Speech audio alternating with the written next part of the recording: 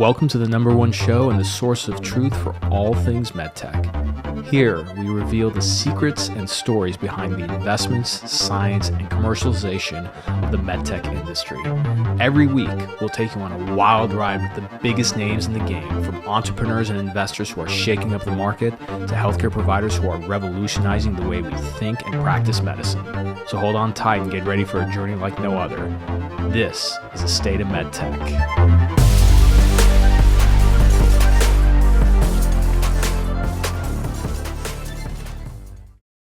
Hey everybody, welcome back to the show, and this is a sort of another solo pod, specifically for the Red Hat gang who follow All Hail Medical Sales. And again, for those of you who are interested in my program, the Medical Sales Network Effects program, people are getting amazing results, even converting surgeons that they've never talked to from being just slightly aware of their product to deciding to use their product. And that's using a variety of strategies and tactics on LinkedIn and email and other things. Great program, great private community with CEOs, VPs, and other reps.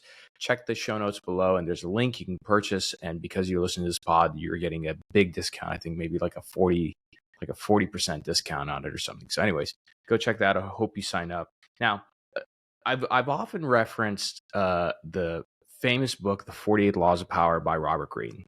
And this is a book that's so famous and infamous, I'd say. It was actually banned in some prisons. Like I think in prisons in Utah, they banned it because the prisoners were just start getting too many ideas. Robert Greene worked in the world of Hollywood, which is where he saw these laws of power being used. Originally, it was 230 laws of power, but you can't write a book on 230 laws. So he narrowed it down to 48. And so this book is probably it's one of his most famous pieces. So there's two versions of this book. Of course, there's the very thick version, which I recommend getting. Of course, there's the pocket guide. And one exercise I recommend people doing is going through the 48 laws of power and identifying the 3 laws you violate most often, right? Because when you do that, you've kind of exposed your biggest weaknesses, and you can either find ways to work on them, or in the case, let's say you're an entrepreneur like me, you decide and say, hey, this is a law of power that I'm not very good at. It's probably better for me to team up with somebody to do this, right? And so one of the laws of power that I see with a variety of people I mentor, whether it's CEOs or VPs or reps, anybody who's extremely ambitious, including myself, this is the first law I violate is this one law. This is the most violated law. And I'll read to you specifically from the laws of power and kind of talk to you about it. And that law is law number 1, which states, never outshine the master. Never outshine the master. Okay. And so the judgment on this law is that you always have to make those above you feel comfortable and superior. Okay. And so for those of you who are reps who are really ambitious and everything, you might have somebody that you report to directly above you. That person might have somebody else. If you don't understand this law correctly, you will make the mistake that I made many, many years ago in my career, which is you feel like you're doing a very good job. In reality, you are actually outshining your own boss and making them extremely uncomfortable and making them, just putting them on edge around you because you're outshining them. So I'm going to read to you a little bit and I want to talk you through. Okay. So you got to make those above you feel superior and comfortable. Okay. In your desire to please and impress them, do not go too far in displaying your talents, or you might accomplish the opposite, which is you inspire fear and insecurity. This is where a lot of type A, highly ambitious reps, cause a lot of problems with themselves. And I've met these people before where they're like, I'm doing all these great things and everything, and I just can't seem to get promoted. My boss feels like they always have their thumb on top of me. Make your masters appear more brilliant than they are, and you will attain the heights of power. So let's go into the details of that law. All right. So everyone has insecurities. And when you show yourself in the world and display your talents, you naturally stir up all kinds of resentment, envy, and other manifestations of insecurity. This is to be expected, You can't spend your life worrying about the petty feelings of others. With those above you, though, you have to take a different approach. When it comes to power, outshining the master is perhaps the worst mistake of all. Do not fool yourself into thinking that life has changed much since the days of the great Louis and the Medicis. Those who attain high standing in life are like kings and queens. They want to feel secure in their positions and superior to those around them in intelligence, wit, and charm. It is a deadly but common misperception to believe that by displaying and vaunting your gifts and talents, you're winning the master's affection. He or she may feign appreciation, but at their first opportunity, they will replace you with someone less intelligent, less attractive, and less threatening. So this law involves two rules that you have to realize. And this is actually very important and really opened my eyes up early in my career. First, you can inadvertently outshine a master simply just by being yourself, right? There are masters, and this is what happened to me, believe it or not. There are masters who are more insecure than others, and they're monstrously insecure. Specifically, the person that I worked with, they were pretty insecure, right? And you may naturally outshine them just by your charm and grace. And if you can't help being charming, you have to learn to avoid these kind of monsters of vanity, or just pretty much find a way to mute your good qualities when in their company. The second is you never imagine that because the master loves you, or in this case, your boss, right, that you can do anything you want. All right, this is another big mistake. Okay, entire books literally could be written about people who are favorites and then fell out of favor just by taking their status for granted and for daring to outshine the master. Knowing the dangers of outshining your master, you can turn this law to your advantage. First, you have to flatter and puff up your master, right? Overt flattery can be effective, but it has its limits. It is too direct and obvious and looks bad to other courtiers. Discreet flattery is much more powerful. If you're, let's say, more intelligent than your master, for example, seem the opposite.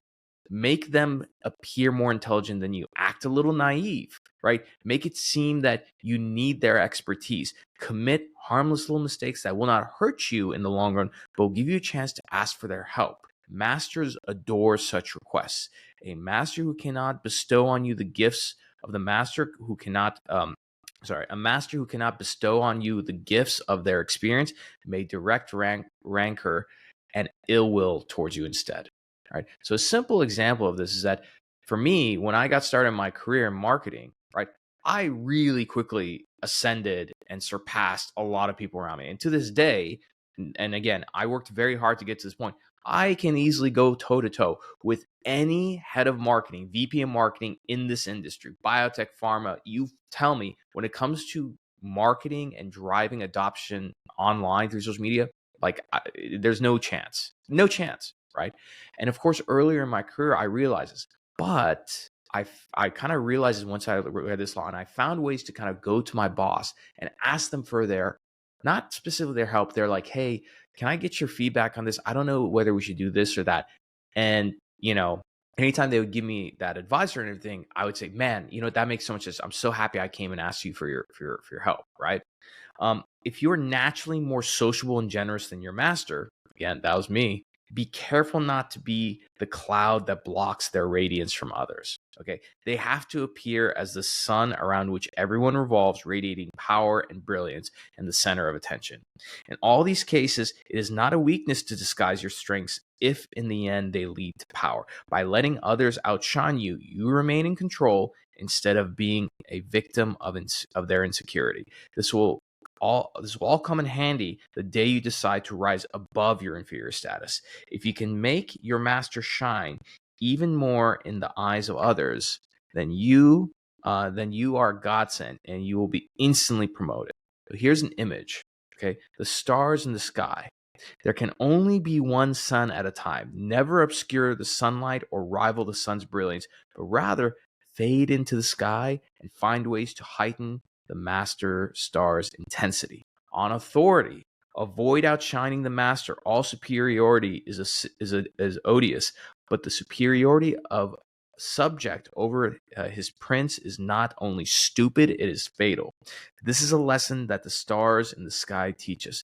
They may be related to the sun and just as brilliant, but they never appear in her company. That's Balthazar Grecian from 1601 to 1658. So let's talk about that. Many of you are probably saying, man, Omar, this seems like a real pain. Like, why do I have to do this? Why do I have to go through this effort? Well, as I mentioned with all these laws, you don't have to like them. You don't even have to love them, but you should learn them, right? Because not only to protect yourself, but to understand how this world works. The way this world works, whether you like it or not, is that human beings are flawed. Human beings have egos that are very sensitive, and especially as you ascend the ladder of authority, especially in the corporate world, you develop a rather fragile ego. Now, is everybody like this? Absolutely not. But even those who are not like this at all, make sure you do not outshine the master. I'll give you a great example. Probably one of the best CEOs that I worked for was Joe Urban at Petro Medical. The man is incredibly humble, down to earth, positive content, all these things. And he always pushed and encouraged me to be the best version of myself. That all being said, and this is why we had a wonderful relationship when I was head of growth at Petro, and we continue to have a great relationship today, in my opinion. But because back then, even though that all these things are fine, I did not get comfortable and forget the rule of not to outshine the master. So when it came to board meetings, when it came to presentations and everything, he was a great presenter, etc. I also made sure not to go out of my way to steal the spotlight, because for me, I'm really outgoing, I'm rather charming, like all these different things. And so I'm not saying that I would have been able to do that with him. I made sure to temper myself, right, in his presence, and to always know that when we go into a room, he was the alpha, right? He was the alpha, he was the CEO. And the more you think like this, the better. Now, to take this further, for those of you who are really early in your career, let's say you report to a manager or director. If you really want to make sure that you serve your boss well, and again, let's step back. What's the purpose behind all of this? Aside from the fact that you're preventing yourself from getting essentially pushed out, right? Or you created sort of a tense relationship with your boss. This also ensures that as they ascend within the organization, they take you with them. Because let me tell you something really magical happens when you put yourself in a position where you say, okay, number one, not outshining the master. Number two, I'm going to deflect all reward. I will deflect all applause and everything, and I'll assume all responsibility for things. When you do that, people want to work with you. And so think about your boss, and then think about your boss's boss. And so if you put yourself at your boss's level in your mind and say, what would I have to do to make my boss look really good to their boss, right? Then you get in a position of influence, right? And you help. Now, for me, when I realized these laws, the time that I first learned them, it was a little bit too late. I was probably 6 months into my job, and I already did a great job of making my boss feel incredibly insecure about things. And, I paid the price for that, but something that I did, but again, it was a little too late, was I did things to make them look extremely good in front of the board. And so that means I would deliver great results. I would keep the results to myself. I wouldn't share to people, oh, this is what I did. I would share it with them, give them the decks, everything. So the more you put yourself in a position to understand and say, what do I have to do to make my boss look great to their boss, the better. If you have a good relationship with your boss, you should just directly ask them and say, hey, Mr. or Mrs. Boss person, whoever you report to, just say, I want to be, I want to put myself in a position to be your right hand. And I want to be very supportive and helpful, not only with our team goals, but also how I can help you. But when you, report to so-and-so, what are some things that they're looking for and expecting of you? Because I want to make sure that I have that in the back of my mind. So I look for every single way to put you in a position to gain favor with them, to be able to, influence them and everything. And that puts our team in a best position. So if you put yourself in this position, you play this role, quote unquote, and you literally say, it's like, I want to be your right hand. I want to be your right hand, right hand man, right hand woman, then they're going to look to you as like, oh, this person is not only, it's a subordinate, but they're also going to be like my assistant. They're going to help me achieve things. Right. And that's the most important thing with this, is that you want to develop trust, right? In the working relationships you have. There's this, again, like it or not, this is the world of work and corporations, right? the dumbest thing you can assume is like, oh, all these people, they're my friends, they're my buddies, and everything. That might be true. Right? And this is, in my opinion, the mistake that some people make when they go and, somebody that they, I don't know, used to work with early in their career and everything, and they continue working together from company to company to company, right? You have to always keep these dynamics in mind. You can't never get too comfortable. And so the more you kind of keep this front of mind, the better you'll be able to serve your boss, the better position you'll put yourself into grow in your career. And then when the time comes that you have to ask for a favor, you want a promotion, whatever that might be, that boss is going to be more than happy to do that because you've done so much to help them. Now, let's look at the opposite. Let's say you have an extremely toxic, terrible boss who's tyrannical. My recommendation, you need to leave. And I've given this advice many times to people, and the people who listen to me thank me to this day. If you and this is not even a thing that you have to think about. If I asked you, is your boss tyrannical? You already know the feeling. For those of you who have a tyrannical boss, a toxic boss, you already know. You don't even have to explain it. It's a yes or no thing. And so in that case, you have to have an exit plan. And again, here's my thing. You could be working at a great company with a great product, all these things, but if you have a toxic, tyrannical boss that's insecure, all these things, you will never be able to grow in your career. You'll never be in a position to actually shine and demonstrate your value, your talents and everything, because this insecure, tyrannical person is always going to be putting a thumb over you, right? So again, let's go back to my example when I worked at Potrero. Yes, I observed the rule, never outshine the master. But aside from Joe Urban, the CEO, both the people I reported to over my career at Potrero, Rebecca Lynn, who is their she's changed. She's been promoted so many times there. If you want to look at a really impressive career, look at Rebecca Lynn. She's their chief strategy officer. There we go. Chief strategy officer. That was towards the end of my stint in Potrero. At the very beginning, it was Jeff Alvarez, who's VP of product. Both of these people, while I observed that law, okay, to never outshine the master, they were both very supportive of me, and they wanted to bring out the best in me. That's the situation you want to be in, where you're with a boss who wants you to just go full force, and you do so, but then you do it in a way to make them look good. Like, don't forget the game. Like, these are the rules of the game, my friends. Okay, take them or leave them, right? And again, like, if you look, for example, in my opinion, like some of the best people, like I'll I hope she doesn't mind. I don't think she would mind me talking about it, but like, you look at Rebecca Lynn, who's the chief strategy officer at Potrero. She's been like the right-hand woman for Joe Urban, like, since the bar days. Okay. And she's extremely loyal. She gets stuff done. And it's like kind of like plan B. When something can't be done, like, you hand it to her, it just gets done. And she's demonstrated this with like manufacturing, with sales, with all these things. And she always does it in a way that does not outshine the CEO. She puts the CEO in a position to look like he does wonders, right? And he does, by the way.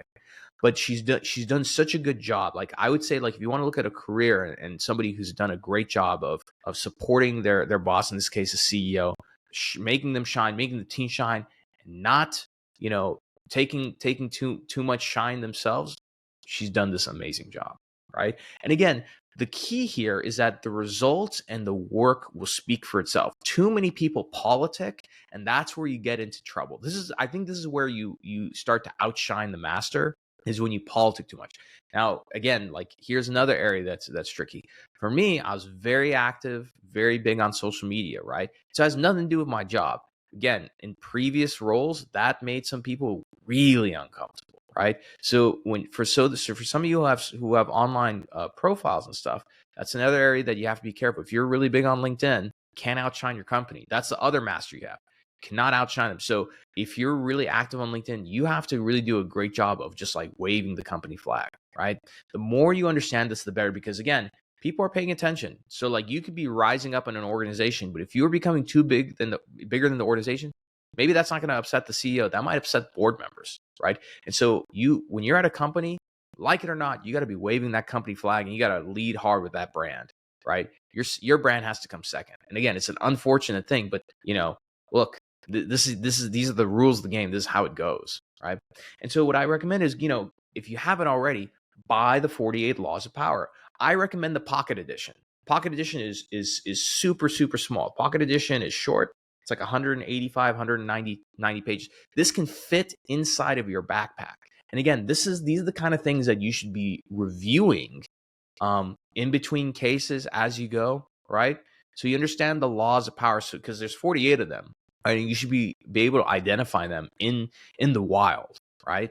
I do recommend getting the full version, which is like, 500 pages, 48 laws of power. There's a lot of history in there. And I would dedicate one law per week, okay? So you'll be done with the whole book within a year, but focus on one law per week, right? So that way you have time to read it, but you can study it that whole week and take notes of it, think about it and everything. These are how you retain things. So with that being said, I hope this has been a helpful episode for you. Let me know if you're watching this on Spotify, drop a comment below. If you're watching this on YouTube, drop a comment below. And again, for those of you who are interested, please, I'd love to see you join my program, the Medical Sales Network Effects Program. Check the links below. We'll see you all next time. Bye for now. Thank you for enjoying another epic episode of the State of MedTech. If you're feeling inspired and love this episode, do us a favor, hit that subscribe button and turn notifications on so you never miss an episode. And be sure to give us 5 stars and write a short review, because that helps more people discover this amazing community of ours. If you're a company who has a executive that you'd like to be on the show, or perhaps you want to sponsor one of the episodes, shoot us an email at hello@khateebandco.com. Take care, and we'll see you next time.